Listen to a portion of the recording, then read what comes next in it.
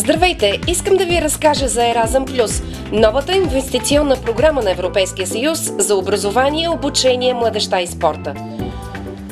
В основата на Еразъм Плюс е Еразъм, широко известната програма за обмяна на студенти, но разширена и подобрена.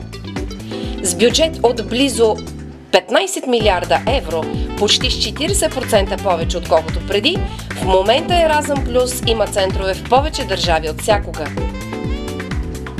В следващите 7 години повече от 4 милиона хора под 25 години ще могат да се възползват от Еразъм Плюс в учението, работата, търговията или доброволчески групи зад граница. В Еразъм Плюс могат да се включат студенти, учители, стажанти, доброволци, лидери на младежки организации или активни спортисти. С тази програма ще има повече международен обмен на кадри за нови студенти и преподаватели.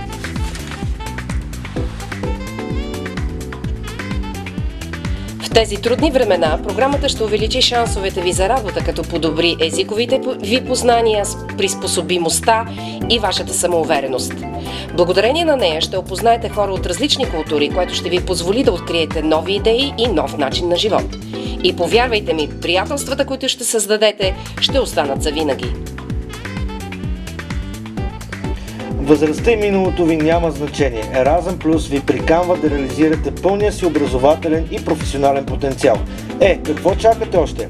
Влезте в нашия сайт, за да видите как работим и какви възможности има в нашата страна.